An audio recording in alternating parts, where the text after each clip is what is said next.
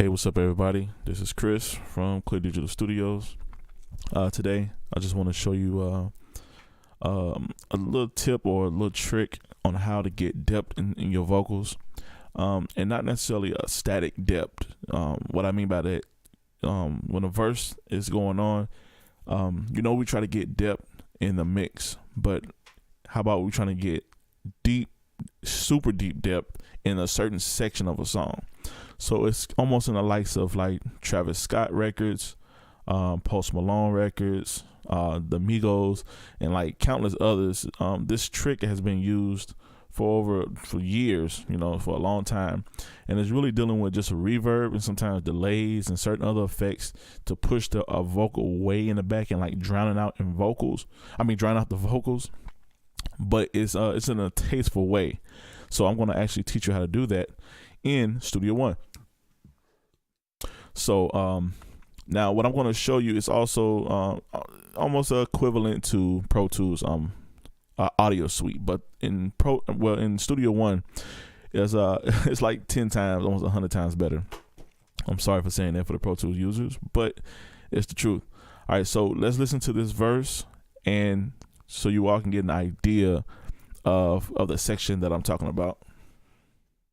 Yeah, when I turned 18, I knew I would manage.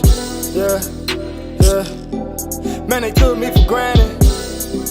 I need them bricks in the phantom. I need them bricks, I need them. Okay, so you heard that phantom part, right? So that's the depth that I'm talking about. It's like, it's like it really pushes a certain section or a certain word way in the back and just make it dramatic until it goes to the next section. And now a lot of people always wonder how you do that, and you can do this by like automation.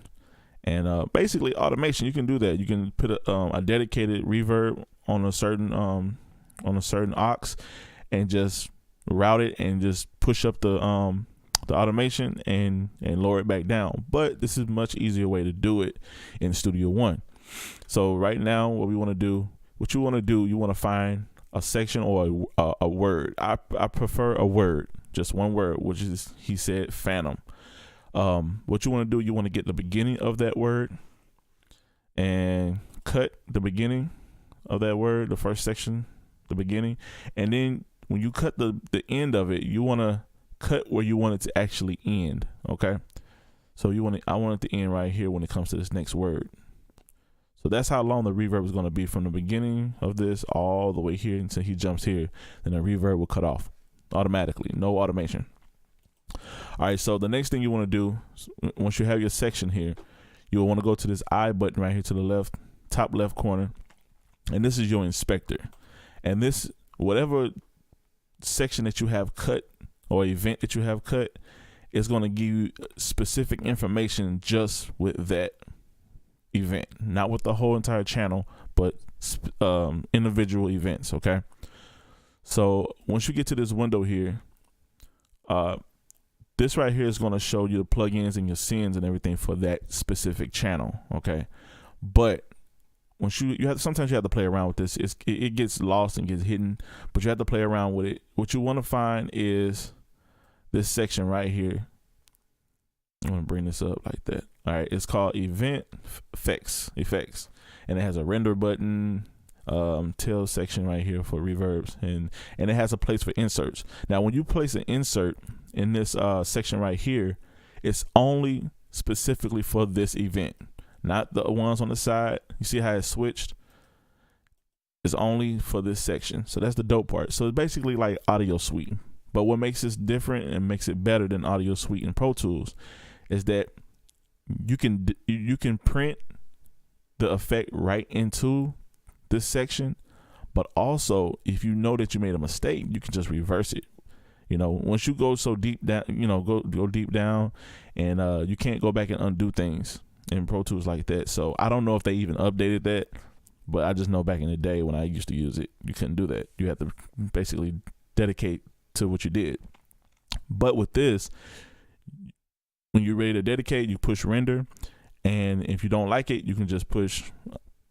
Let me see what it says. Actually, it says restore. Okay, so you can push restore, and it should be okay. Now it came back. All right, now moving on. Once you get your section, cut it from the beginning to the end. You put your plug-in, any kind of plug-in you want.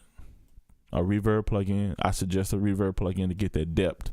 Okay, you can use delays if you want. You know, you can do tricks with that, but a reverb will do much better. A plate reverb at that.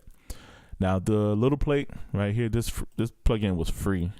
I think I don't know if it's free now or anything, but I do have this plugin, and I think I did get it for free at one time. But what you want to do, you want to make sure that the tail is pretty long, okay? Because we want a dramatic effect. So this is like 4 seconds. Sorry about that. So this is basically like 4 seconds of reverb tail, 8 seconds, and on and on and on. I prefer between 4 and 8. And yeah, and don't forget, only choose a word. Don't choose like a whole entire phrase. It's gonna sound crazy, unless it's what you know looking for.